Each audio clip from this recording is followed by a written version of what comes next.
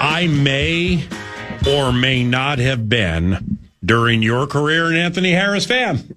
I just may or may not. Clearly I was. I mean, from the first time you and I met each other, and you're a Cavalier. Is it Wahoo? Wahoo Wah. Yeah, Wahoo Wah. Mm-hmm. Right. And I'm from Washington, D.C. So I remember back, down memory lane we go. I'm going to be old guy right now when there were 4 channels. Mm-hmm. And it's like when we got the ACC game of the week, my Maryland Terrapins against the Virginia Cavaliers on a Sunday night. Well, that was everything. Mm-hmm. Like Ralph Sampson played for Virginia back in the day. Yeah. And I couldn't remember if it was Yahoo, it was Wahoo something. Wahoo Wah, baby. Yeah. But that's the college Anthony Harris, former Vikings safety, attended. Longtime safety for the Minnesota Vikings. And from the first time I met you, really with one of the first conversations we had, I just like stories like that. And what's cool about the NFL compared to certainly the NBA. All right, if you're a second-round pick in the NBA, it's about 20% chance that you might be on a team and might play 8 minutes a game. Well, in the NFL, one of the great 3 techniques, defensive tackles, well, certainly in the history of the Minnesota Vikings, but one of the best in the history of the NFL, John Randall, went to Texas A&M Kingsville, undrafted HOF. Yeah. Adam Thielen just retired. Adam Thielen, he and Marcus Sherrills, main man Marcus, man, I'd love to see Marcus. What a wonderful young man. Great guy. Yeah, awesome guy. Soft-spoken, so awesome, so great at what he did. But main man Marcus and Adam, and maybe this was you too, I guess I've never asked, they had to try out just to get to rookie camp. Yeah. So they didn't even get invitations. They had to try out and then had long, wonderful careers. Mm-hmm. I just love stories like that. You were undrafted. Yours was kind of like that, man. It's like there can be smell the roses moments with your daughter, mm-hmm. with a beautiful day, with a friendship, with an interception, really anything in life. But you have a lot of reasons to smell the roses looking back at your career, man. Yeah, man, I'm sitting over here and watching, the coverage of some of the past games of things that happened in the past when I've played. And so kind of takes you down memory lane and kind of takes you to a moment of how'd you feel in that moment and what all the work that you put in to lead up to those moments. How old your daughter, 2 or 4? She's 2. Okay. Acts like a 4-year-old. Okay. Well, that's good. And hopefully when she's 4, she doesn't act like a 13-year-old. Let's just keep that clock moving slowly. Yeah, that's what I'm hoping. So she's 2, which means she's 6 years removed from, firing up YouTube. Mm-hmm. There's daddy. Yeah. And you can be, just some of those interceptions we just heard. Aaron Rodgers, Drew Brees, Phillip Rivers. Those aren't easy guys to pick off unless there was a giant rush and they just chucked it up in the air or something. But, those are hard guys to intercept, right? Yeah, those are great players. That class was, very talented, very experienced. And to, be able to play against those guys and compete and then have some success against them, that's what you dream about. You dream about making big-time plays and big-time moments. And so to go undrafted, to battle my way each year and then have the opportunity to play against those guys and go out there and have success. That's what you come to the NFL and try to make happen for yourself. Do you ever go to Timberwolves games? Yeah. Did you go last night? No, I didn't go last night. Well, there was almost a fight. Oh man. Nas Reed and a young player named Mo Gay. It's the All-Star break is in 2 days. Mm-hmm. Well, really 2.5, 3 days. This is just the time of the year. They played 60-something. People are bugging each other on teams or for other teams. Yeah. And tensions are high right now, man. When, was there ever a point during the course of a season? Now, you guys play once a week, but after a game, Monday, you got that day. Tuesday, mandatory, you get that to chill. Mm-hmm. If it's even a chill, because the good ones like you. They'll go in there. Yep. Well, they got the surface out, and you're starting to work on Ted Ginn at 10 a.m. on a Tuesday, so you can come in Wednesday prepared. Yeah. And not everybody does it that way. Anthony did it that way, and that's why he lasted. But does there ever come a point, I would imagine if you're on a team is not going to the playoffs, you're playing a lot of snaps a game, you got to be prepared just in case you have to leave and other people are watching your game, where you mentally and physically, it's just holy cow, am I frustrated? I'm sour. I'm tired. Does it ever get like that? Did it ever get like that? I think over the years, you just learn you kind of go on autopilot in the sense of, that's what's required for the success. And so there are moments when there's frustration. Oftentimes that build ups after, close losses, or, you kind of get in a rut where you can't quite finish games. But oftentimes, that's where being a professional and having experience and being in a good locker room, guys can kind of, you take a day, take a look at the film, you figure out how to get better. And so you focus on getting better. And I think that right there just allows you to lock into the process and really just come in each day and understand I have an opportunity to improve. And if I don't put in the work, if I don't put in the time, then, things ultimately just won't change on their own. Well, was Zimmer a hard driver with you?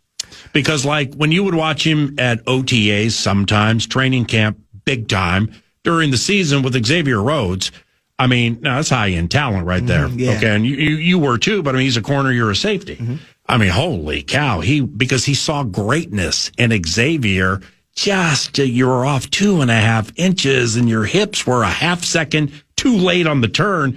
I mean, he really drove X trying to get him to greatness. Was he like that with you? Yeah, there's moments, maybe he's not quite on a guy like myself or as he was on Xavier, just because, Xavier was full-time guy, came in, played really well right away. And so for myself, coming in and kind of being a backup, I got fewer reps. Yeah. But just as much as when I was out there was that same level of expectations. And even though, I'd be a step close and get a pass breakup when it could have been an interception, if I did something wrong or if I could have done something a little better, he'd let me know. And so as a player, I respected that.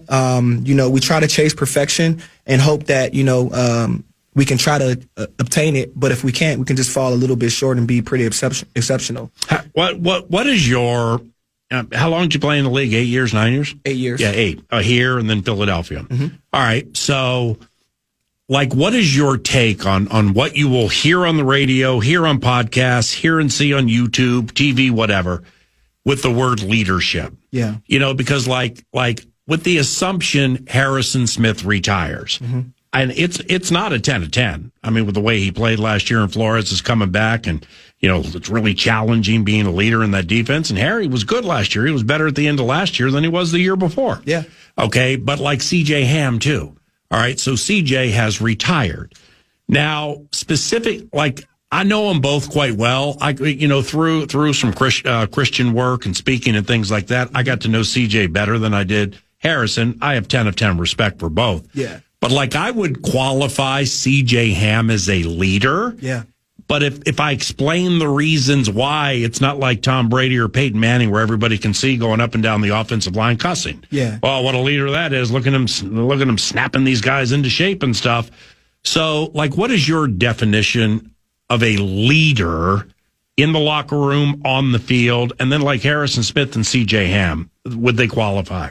Yeah, I think for me, a leader, that's somebody who has, that positive influence. And, they understand that people are, watching them, whether they're younger guys, whether there's veterans coming into a new team, and they're culture setters. So some guys, they are the vocal guys, who aren't afraid to say what needs to be said if that's going to help to make the team better. And so some of those guys take those steps in those vocal moments, whether it's on the sideline and media just happens to catch it. And then there are also guys who lead with their actions, and they lead in a slightly quieter way in terms of maybe they're giving more feedback and encouragement to the players throughout the practice and throughout the week in meeting rooms, showing them how to carry themselves, in the building, in the weight room, how to take care of themselves, how to study.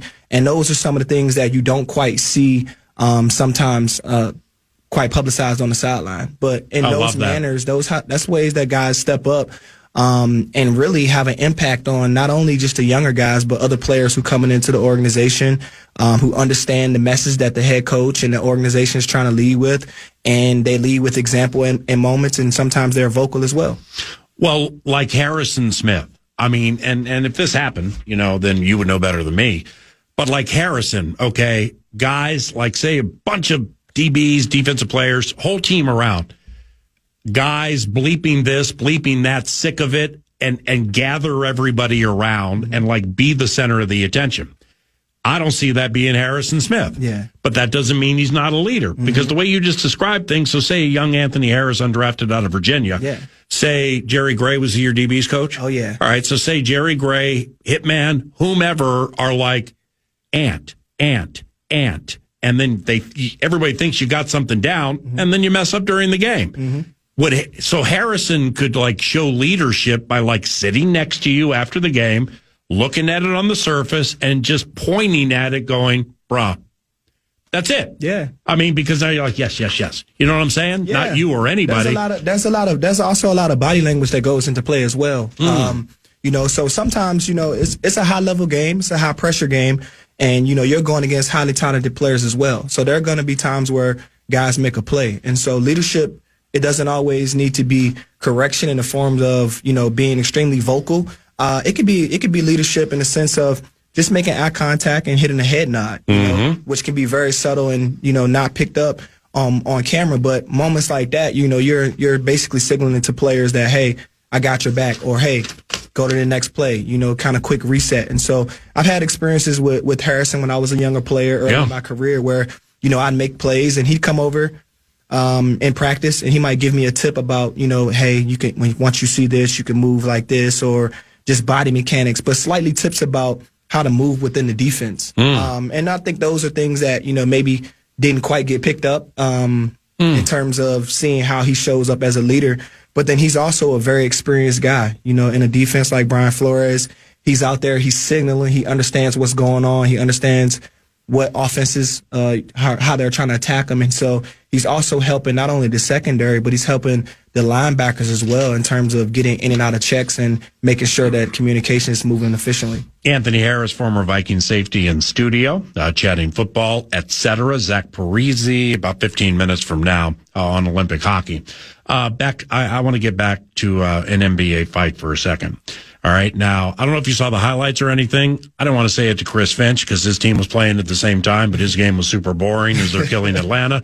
So I got League Pass. Yeah. So that's my chill, part of my chill. I'll sit back, go up and down the games. Who's playing right now? Charlotte was playing Detroit. Yeah. I tuned into that thing, man, like a minute before a big legitimate NBA fight broke out. Yeah. And NBA fights it can be some slapping and some pillow fighting and things like that because so many people get in the middle and who knows, man? Maybe the people have the same agent and it's like that's bad. Now all of a sudden it's bad for business if things like this happen. Yeah. Wasn't the case in Charlotte. All right. Did you happen to catch any highlights like online or something? I caught some highlights online. So like if you played with helmets. All right. So if you're mixing it up with somebody and trash talking, and like Jalen Duren, the center for Detroit, with Mo Diabate, a center for Charlotte, if somebody puts their hand in your face and cups your face during the heat of the action, you might be throwing, right? Yeah, it's a little bit more, in football, you have that helmet on. It's a little bit more protection, So, there are times when guys grab face masks. But in basketball, there's really no physical barrier between you and whoever, you're in the altercation with unless somebody tries to separate you. So, tempers can fly high. Obviously, the cameras are out there and sometimes a little bit of ego. You don't want to be the guy who gets, punched in the face or slapped in the face on television. So, some guys kind of overreact and some guys, they just kind of try to stay away from it. Okay, so if you're courtside for that game, and I don't know, you're probably a Charlotte fan, and that thing starts to trickle by where you are, what do you do? Oh, you got to try to get out the way. Really? Yeah. You got to stand right there. No, you got to try to get out the way. In my opinion, what if you catch a stray jab? Then that might be 15 million coming your way. Yeah, I think as a fan who's spectating courtside, I think that's why you have to get out of the way because you may catch a stray. Ooh. Some guys.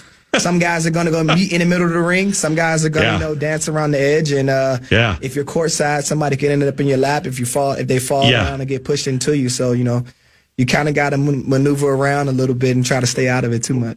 There's no chance if there's a fight between two NBA players in front of you, are you thinking, how do I get out of here? Yeah. No, you're going to be going, yeah, you're a competitor. As a competitor, I'm definitely gonna be tuned in and watching just as if they're playing. But I'm also gonna be aware of how they're moving. Right. If they're out near center court, I think I'm fine. If they start moving around towards the edge, on the side, you got to kind of be thinking ahead, kind of like football. You got to make sure you're in position to or getting out of position in terms of where they could be. So, did you ever get into a fight in a football game? No, I didn't get into too many fights. There were some times where I think vividly I remember an offensive lineman blocked Eric Wilson. I thought he blocked him a little bit too long, blocked him off the field of play. And so I kind of ran over and protected my teammate, gave him a little push. It was a guy I knew, and it was kind of more so like, hey, man, we're on the opposite teams, but at the end of the day, you kind of get into somebody's business. Somebody could, get hurt on the sideline. Yeah. There. So I'm like, we want to protect each other. This is how we, make a living for our family. So I kind of went over in that situation and stood up for my teammate. Eric Wilson. Yeah. He's a probably, if I'm running the team, and, which I'm not, and I don't really know, I know where they are in the salary cap, over it and all that. And then you got Brzezinski. He's got some money magician to him. So you can push things left and right and pretty much get almost what you want, no matter where you are from a salary cap standpoint. Eric Wilson has become, for my taste, a priority free agent for the 2026 Minnesota Vikings. Yeah. This is a guy, man, who got like a $10,000 signing bonus when he was on what was your first signing bonus out of Virginia? Like your 10,000. It was 10 grand? Yeah. Well, they were saving a lot of money back then, getting you and Eric Wilson for a combined 20 grand. Yeah. Are you kidding me? Yeah. Holy cow, that's not a National Football League negotiation. That's a shell game. But anyway, from there, through a bunch of one-year deals, love what the organization did last year. They wanted Eric. Green Bay, from what I understand, had a decision between Eric Wilson and Isaiah McDuffie, and Kwesi or whomever rolled in. It's basically like, here's the deal. Okay, nobody's offering you 2 years, but we're going to double your pay. But just come now. Yeah. And they did, and went from 1.5 to 3. Yeah. Well, I mean, Eric's like coming into his 10th year. Yeah, he is. And I mean, like, what kind of deal could that be? It's got to be at least 2 years here, there, somewhere, right? Somebody's got to give him a little bit of security. Yeah, I think that's the one thing that, you give a guy security who's been working like that. You take a lot of pressure off of guys to go out and perform.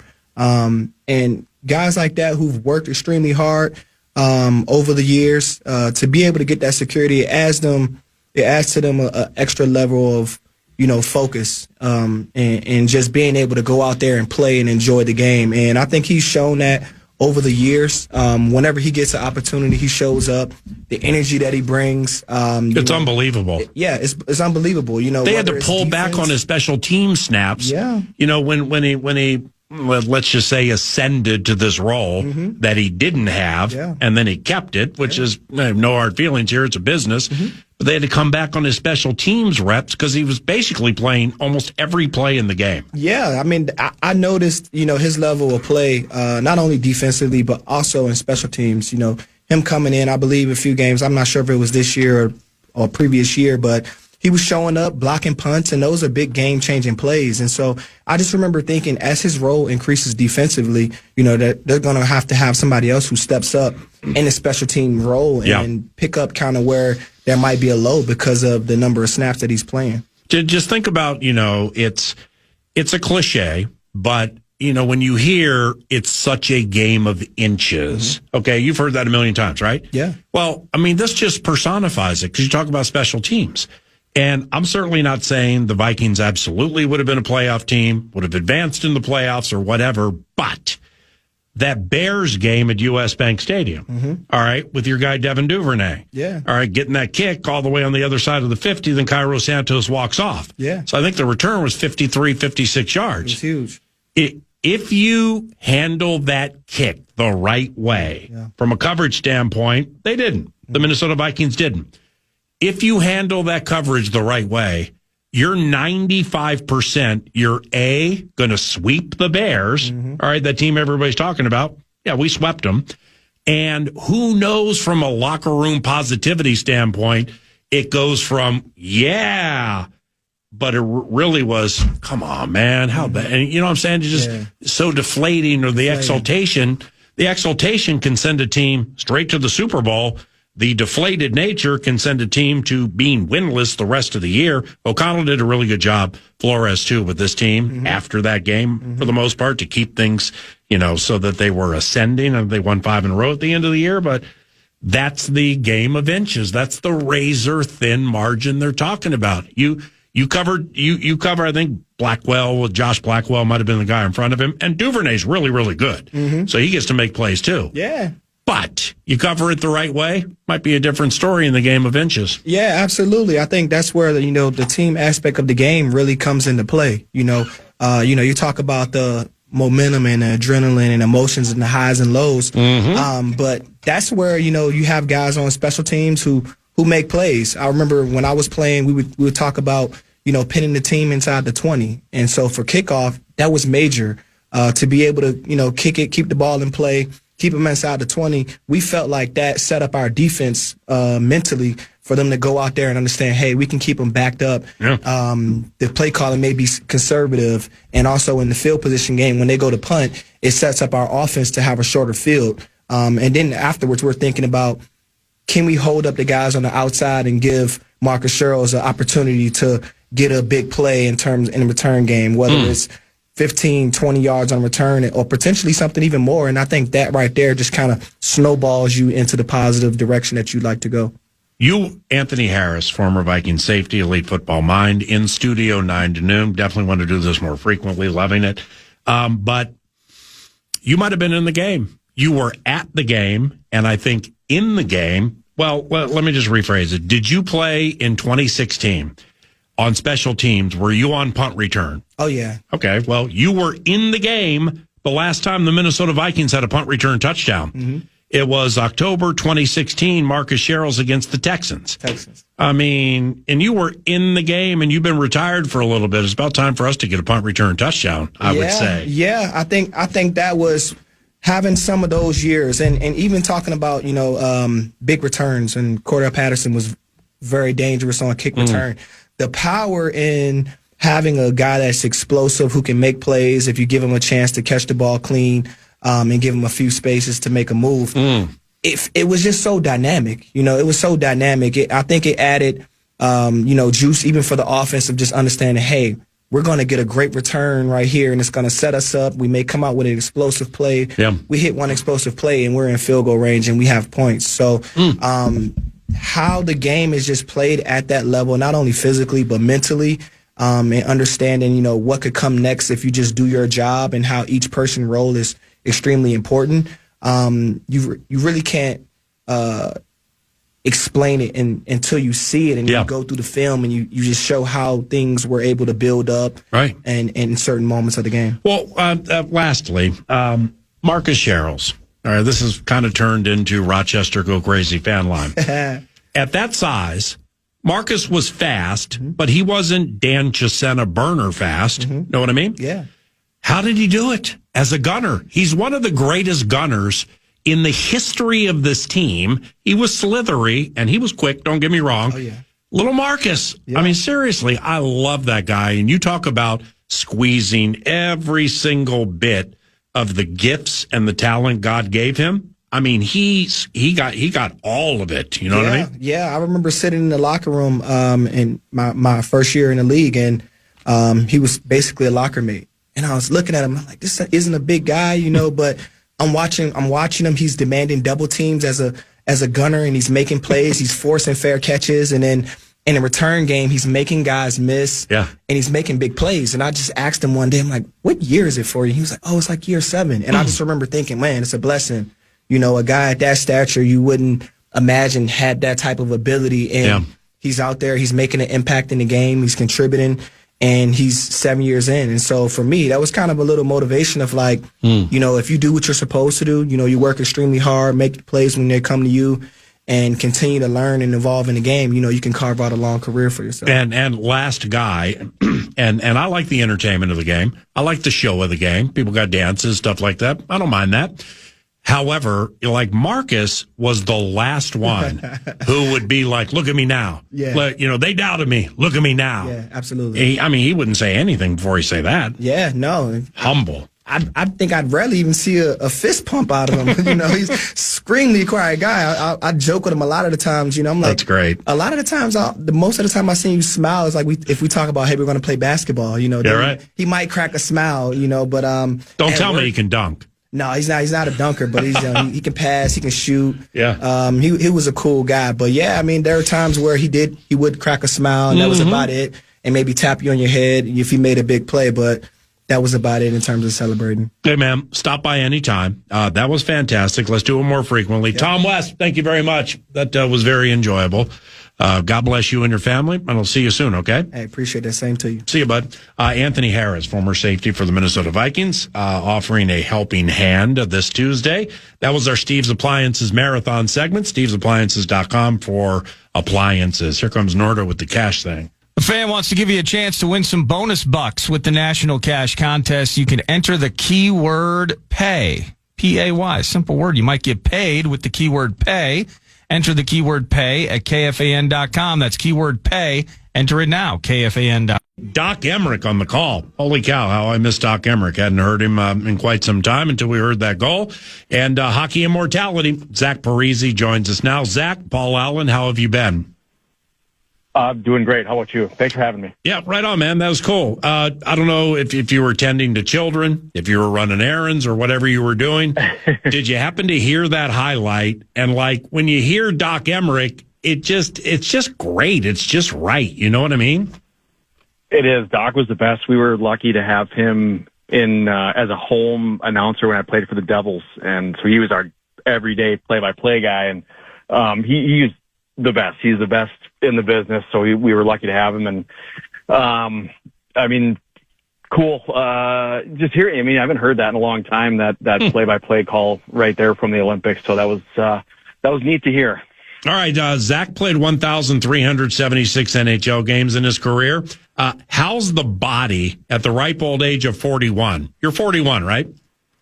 41, yeah. Body feels great. Body feels good. I try to stay active and keep doing stuff, but there's still, of course, there's still things that are sore, and I'm not sure if they're ever going to loosen up. But I think I got out of the game actually not feeling too terrible.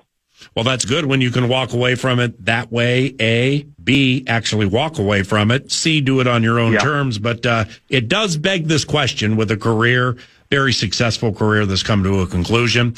At the end of your career, did you happen to settle on a curve with your stick that you actually liked? Believe it or not, my last year I came back and used a different one that I had never used my whole career. So it was, I'm guessing Stalock gave you that information. Oh, wow. That's my guess.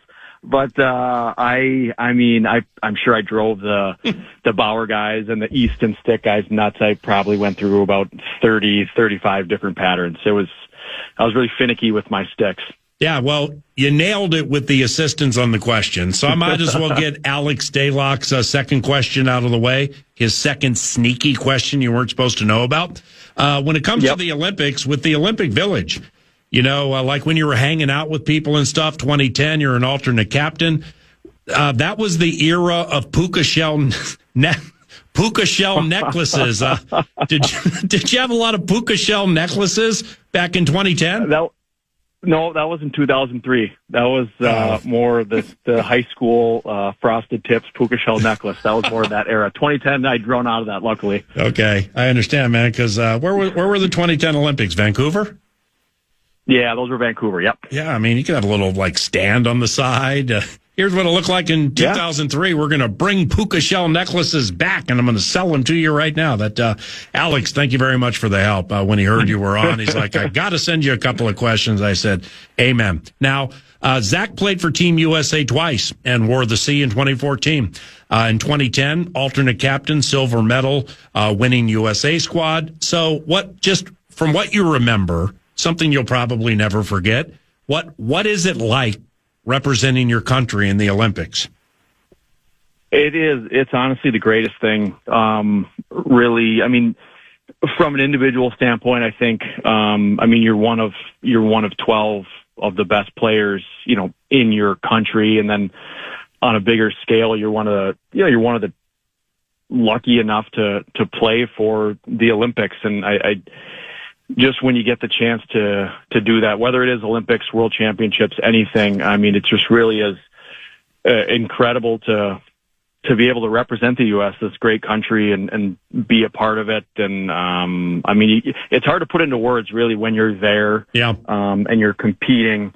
it's hard to put into words like what it means. It's just a really, really cool experience. But one thing for sure, I mean, you had so many wonderful moments with your career, and you walked away from it on your terms. But nevertheless, you don't, at 41 now, I mean, is there any part of you that looks back at 2014 and 2010 and you're like, wow, I wish I had appreciated it more then than recognizing it now? Because that can't happen.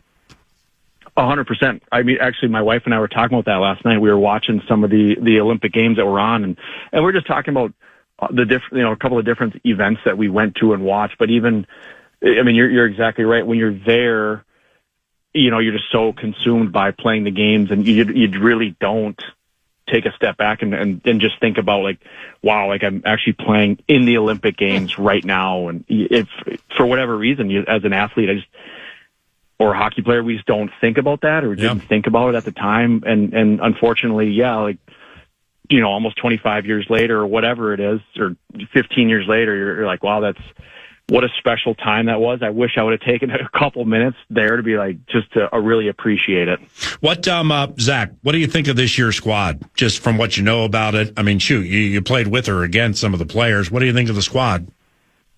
I mean, they look great. They do. And you got a little sample of it during the Four Nations of how good these players are and this team is. I mean, you can't overlook anyone, of course, but I mean, they've got just as good a chance to win as anybody. So, I think it's going to be really exciting, and, hockey fans are really, really looking forward. I know, a lot of people that I've been around are talking about really looking forward to the hockey part of the Olympics starting. I just think that there's a lot of buzz, a lot of excitement, and rightfully so.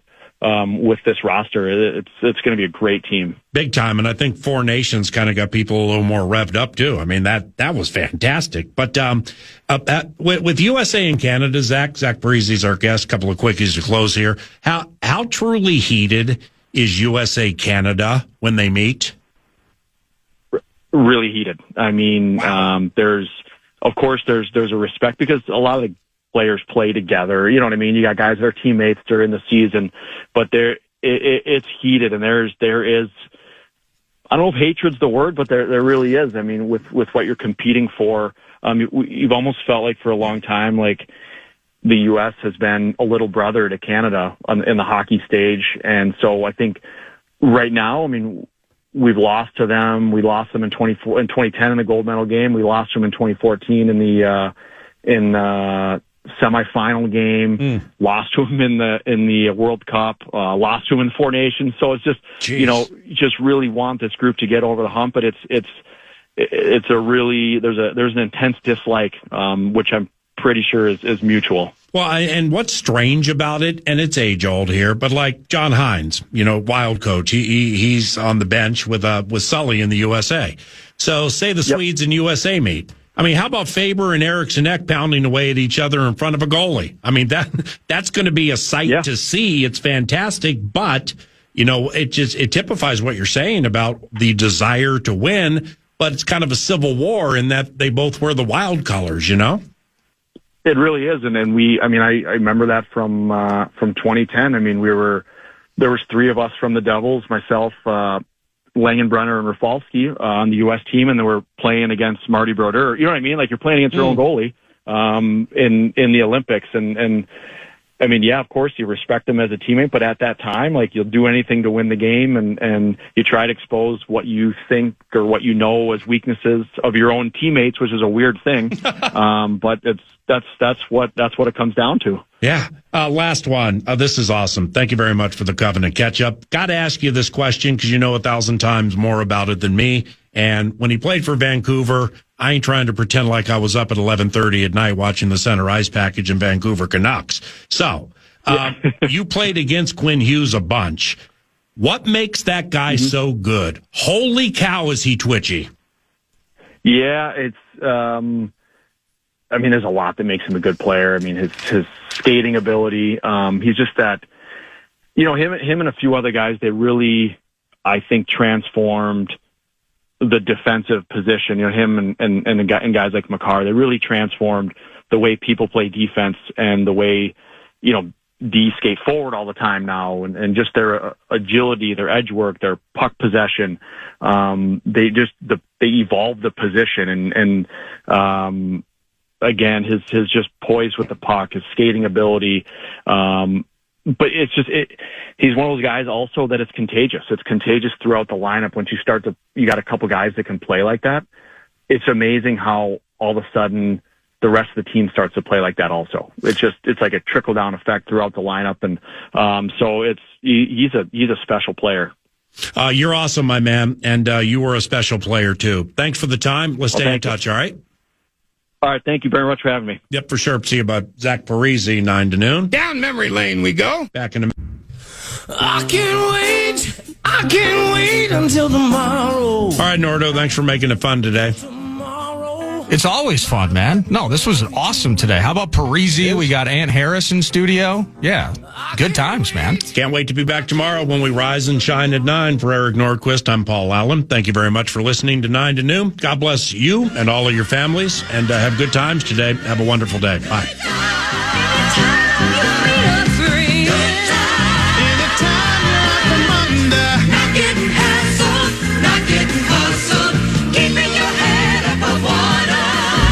To noon. Temporary layoffs. You like that? Easy credit rip-off. Time for 2 more. Scratching and The game is over. just listen. There are many, many positives I can get out of this game. This is an old-fashioned ass kicking right here. And that's a fact. If it's good news or money, leave a message. Podcast today's Paul Allen Show, or listen back to previous show and interviews by going to the iHeartRadio app or KFAN.com.